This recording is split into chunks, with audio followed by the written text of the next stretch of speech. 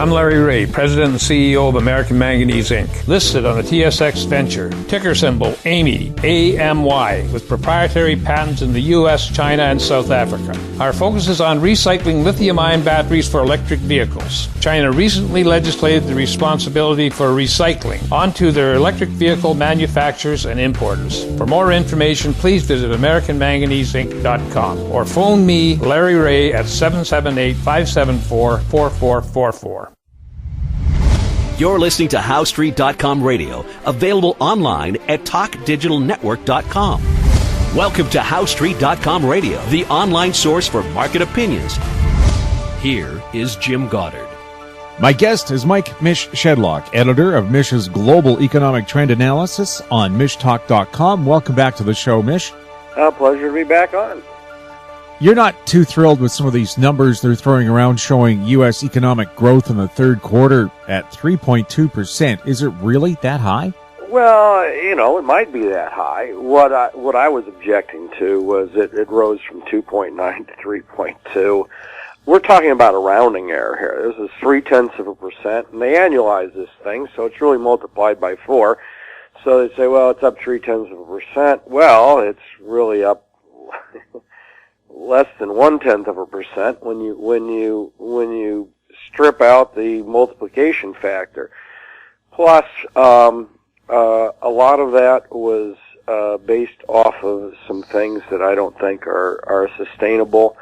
And especially if we look at median household incomes growing at about 0.6% annually for about a decade. Real median incomes are actually below where they were in 2000. I think if the chart went back a little bit further, it would actually be about 30 years, not just 15. So the Fed's inflationary tactics, and I just did a post out on this. I don't think you've seen it. A decade of negative real interest rates, who benefited?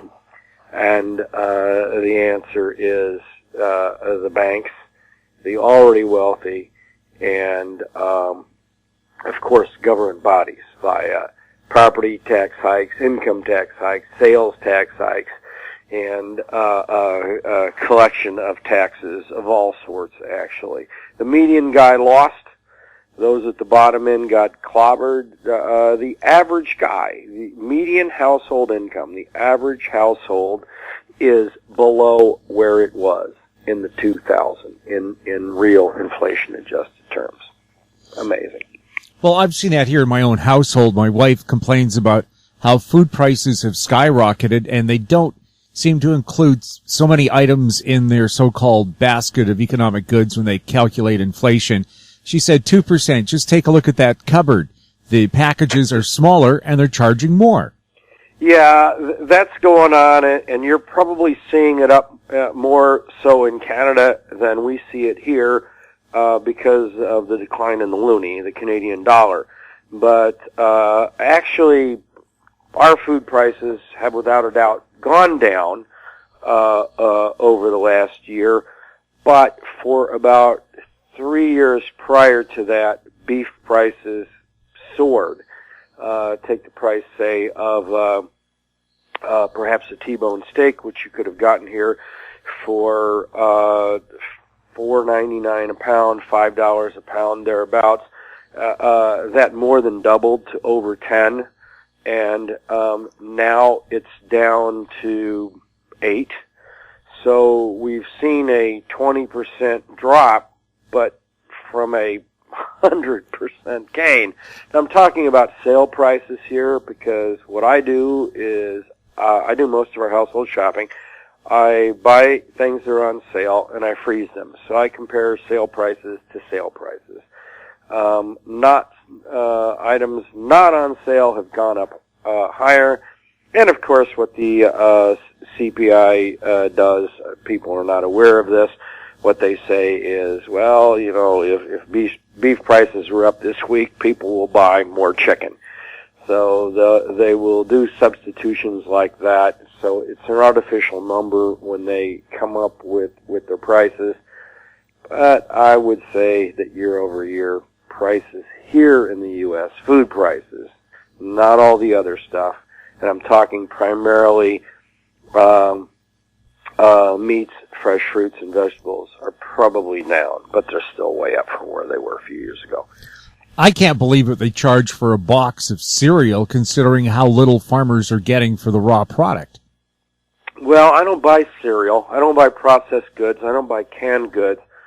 So I can't comment on some of that stuff. So if someone wants to tell me that the price of cornflakes or my favorite as a kid was Captain Crunch, and that stuff must be pure sugar, by the way.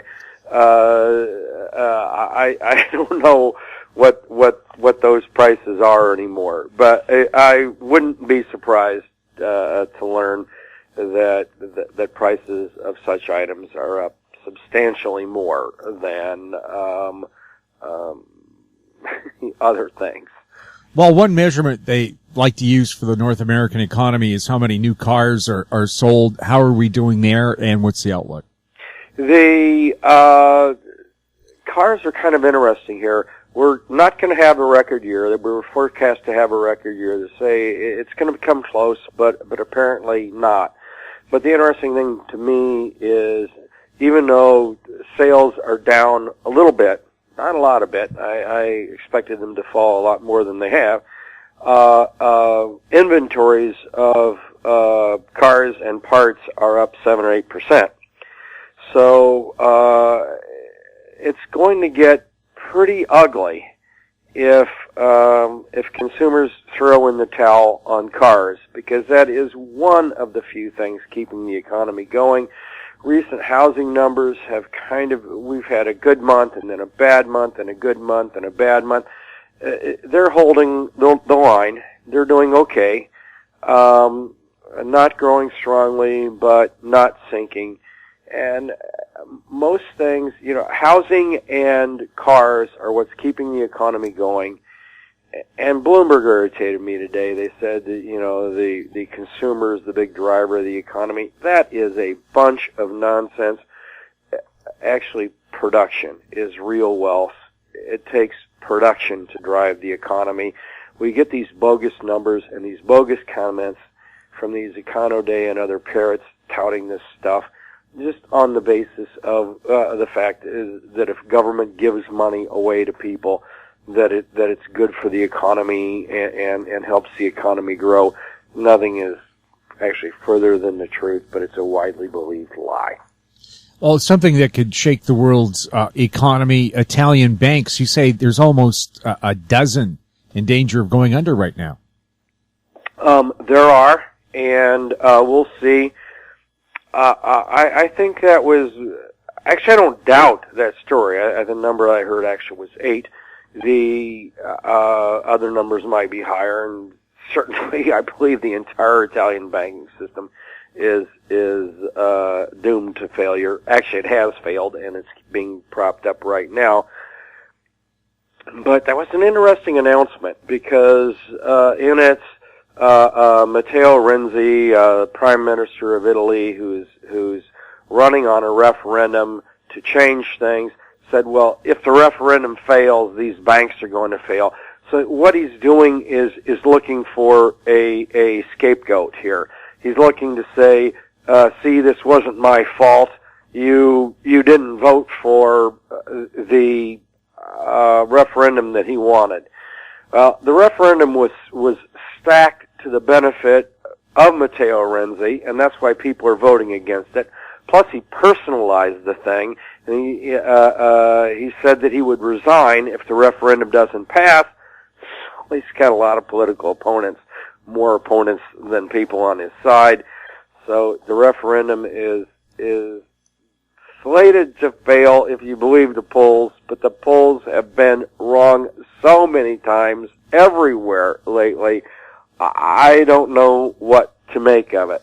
Brexit was not supposed to succeed. It did. Donald Trump was not supposed to win. He did. Someone came out of the blue. Fillon in France was supposed to lose to Sarkozy. He knocked off Sarkozy in a surprising first-place finish, and then went on to win the Republican nomination for France. So now we're hearing the polls in Italy for the referendum are going to fail. I don't know. My inclination is they will fail. Oddly enough, this is the one poll that's like anti-mainstream and shows, well, actually two. There's another poll in Austria. But these two polls, this one in Italy, and on the same day, I believe, December 4th, we have an election in Austria where an anti-immigration candidate is running for president, and polls actually show this guy Hofer in the lead as well. So we have two polls here that are projecting anti-establishment wins. We'll see. All the polls that predicted establishment wins were wrong. We'll see if these polls are right or wrong. And now we have Turkey, too, threatening to unleash 2 million immigrants on the rest of Europe unless they let them into the European Union and give them billions of dollars more. Yes, 3 million, I believe. This is, I called it blackmail. Blackmail is the wrong word. Someone corrected me and said, this is really extortion, not blackmail. So I think extortion is indeed the right word here. This is a threat, and Merkel's in bed with this guy, and Merkel's popularity has been rising a little bit lately. It's now back over the 50% mark. That's primarily on the basis of there's not been a flood of refugees and people have forgotten about it. So she wants to maintain this relationship with Turkey, with Prime Minister Erdogan, but he's promised to reinstate or wants to reinstate the death penalty. That's an immediate no if you want to be in the EU. And of course he's got these extortion threats, and he's taken over the press and jailed all of his opponents. He's an effective dictator of Turkey. That's who Merkel's in bed with here. Right now she needs him, so she remains in bed with him. So much for actual integrity of any of these people. I don't think this arrangement lasts. I have my doubts whether Merkel can win a fourth term. I have some friends in Germany who say Mish is probably going to win because there's no one else strong enough to run against her. We'll see. They'll run someone against her, but most of the parties over there are discredited as well. Merkel still has her core backing, but even if she gets in with another grand coalition, it'll be a very fragile one, much like what we have in Spain, where Mariano Rajoy was reappointed president again, but the coalition is so fragile, and they're already plotting things against him. I think Merkel is going to run in to exactly the same thing, assuming she wins, which I still think is debatable. We'll have more with Mike Shedlock right after the break.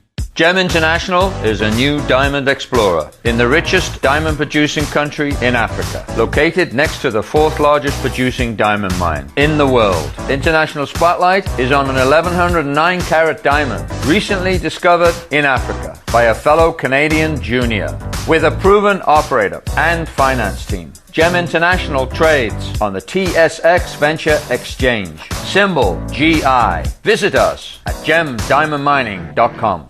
Welcome back. We're speaking with Mike Shedlock. Mish, with all these different political things coming up in Europe, what do you see happening to the equity markets in Europe and North America? Well, you're asking someone who's been wrong for 2 years, so I'm not sure why I would be right now. All I can say is equity markets remain priced well beyond perfection. We are back in a bubble. We've been in a bubble for at least 2.5 years here. So fair valuation would actually take the stock market down by about 50%. What I don't foresee actually is a crash. There have been a lot of people calling for crashes. I've not been one of those. I still think my favorite scenario is more of a sustained decline over a number of years, something like maybe 8, where the stock market declines 10%, rallies a few percent, declines another 10%, rallies 5%, goes down 8%, up 6%, and down 10%. And all of a sudden, we've not had more than a 10 or a 15% decline anywhere along the way. All of a sudden, you look at the value of your portfolio and you find, my gosh, it's cut in half. That's the kind of scenario that I favor, and the reason why I don't favor a crash is Bernanke bailed out the bond market, and corporations are able to borrow money once again at pretty cheap rates. If that changes, we can have another crash, but as long as corporations can get financing, I don't think we will see the same kind of panic that we saw in 2008 and 9.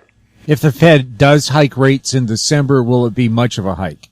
Well, it'll be a quarter point. They've advertised that. Will they get any more hikes in than that? Really depends on where the economy goes, where jobs go. I thought we would be in recession this year. Another call I got wrong. So,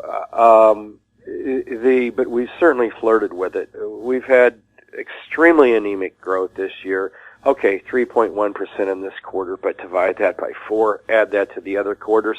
You're talking about sub 2% unless the fourth quarter comes in really strong, which I personally doubt.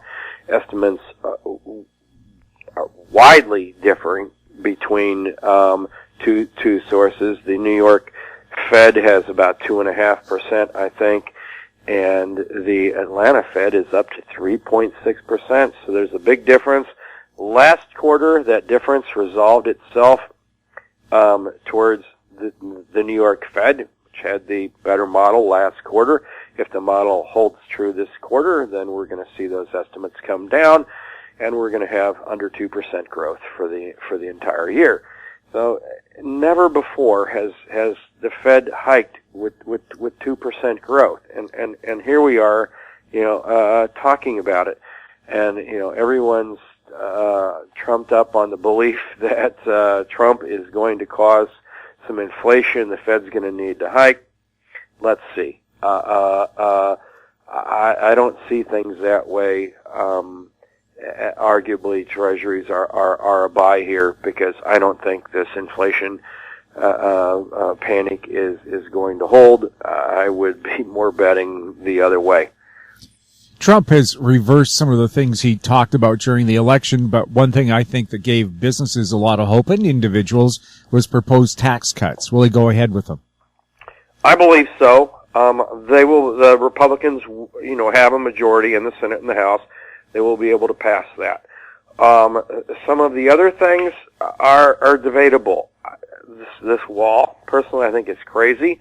But economically speaking, there's things one could do that would be far worse than waste money on a wall. The real problem with immigration here into the U.S. is we provide free benefits, and when you provide free benefits for illegal aliens, you get a lot of takers. Same thing happened in Europe, by the way. So some of his other stuff, some of his appointments have been a huge disappointment. He's gotten a couple of things right, though. His appointment to the UN is wants to talk with Russia as opposed to starting World War III with Russia, as Hillary Clinton was willing to engage Russia over Syria with a no-fly zone. So that's good. Unwinding the deal with Iran, that would be a bad thing. So we've seen a mixed bag of appointees here from Trump. Would we have seen better from Hillary? I don't believe so. So, the best we can do right now is just hope he does some good things. We know he's going to do some bad things. He's already done some bad things. I'm a firm believer in free trade. Trump is not, but neither was Hillary, neither was Bernie, neither was Obama for that matter. So, all of these, so Trump is going to get a lot of blame here if global trade crashes, and I think it very well might. But it would have under any scenario anyway, because Hillary is not really a free trade advocate either. Mish, thank you so much for chatting with us. Pleasure to be on, and we'll catch you next time. My guest has been Mish Shedlock, editor of Mish's Global Economic Trend Analysis on mishtalk.com. Questions for our show can be sent to info@howstreet.com. I'm Jim Goddard. Thanks for listening. Comments made on HowStreet.com radio are an expression of opinion only and should not be construed in any matter whatsoever as recommendations to buy or sell any financial instrument at any time. Available online at TalkDigitalNetwork.com. HowStreet.com radio is a production of HowStreet Media Incorporated.